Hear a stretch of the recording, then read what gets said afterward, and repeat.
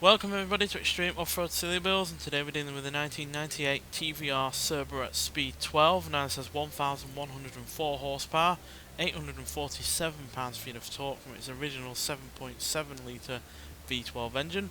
It's got now all-wheel drive, off-road tyres and off-road suspension, and it now weighs 1,976 pounds and can do 0 to 60 in 1.695 seconds, 0 to 100 in 2.857 seconds, and going to a top speed of 250 miles an hour.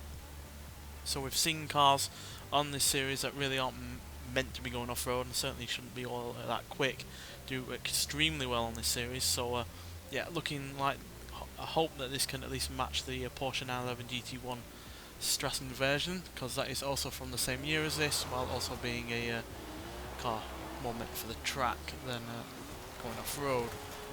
But if it does match that car, then that will mean that this goes into second place, or joint first. So yeah, bit of a tall order I know, but it's got a hell of a lot of power, this car, and it doesn't even weigh 2,000 pounds. And the handling is still pretty damn good, even with off-road tyres and off-road suspension. So yeah, if it can handle the all-wheel drive and not get thrown around too much, it should be pretty quick. So yeah, let's see. Dealing with everything okay so far. Not too much understeer, thankfully.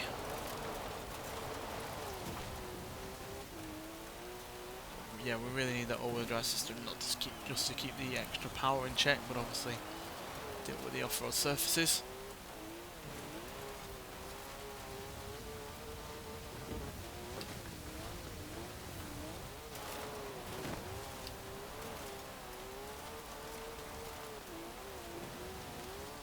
So yeah, this car's quite squirrely around on these surfaces. It's hardly got the most kind of traction that you'd expect for a car to deal with this course. Should hopefully improve on this surface though, because gravel does tend to favour these kind of cars more than the mud. So one reason I like this course so much is that it's got a couple of varied off-road elements to go on it. Obviously we've also got a little bit of water around, but it's gravel and the mud that is the main challenge on this course.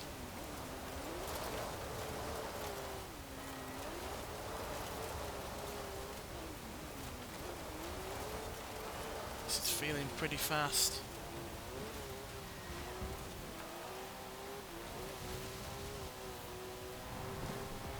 .85 mile an hour across the finish line there, which is easily one of our best, and a time of 1 minute 59.179. So not quite as quick as the Cerbera in there, i.e. the Porsche 911 GT1, but it does go into second place nonetheless. So yeah, I was right in terms of it getting up towards the Porsche 911, but not quite right in terms of it matching it.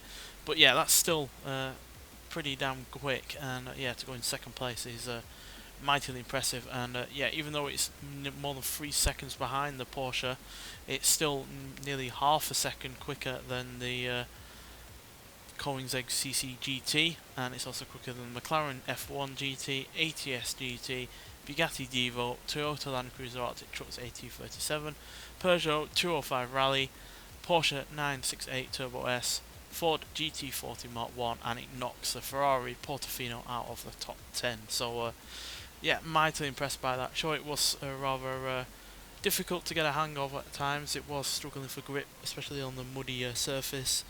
But as soon as we got to the gravel, it was really, really quick. So that's where I think it made up a lot of its time, because it clearly lost some on the mud. But yeah, it was ludicrously quick across the gravel. And yeah, at the end there, on the final bit of road, which is the only real big part of tarmac, yeah, getting up to nearly 190 miles an hour is also going to help. So yeah, mightily impressed by it, and yeah, it just goes to show that it can not only have a ludicrous amount of top speed, because this is also one of our fast cars on the How Fast Will It Go series, but it's also more than capable of dealing with the off-road elements. Nonetheless, thanks for watching, and I'll see you in the next one. Bye.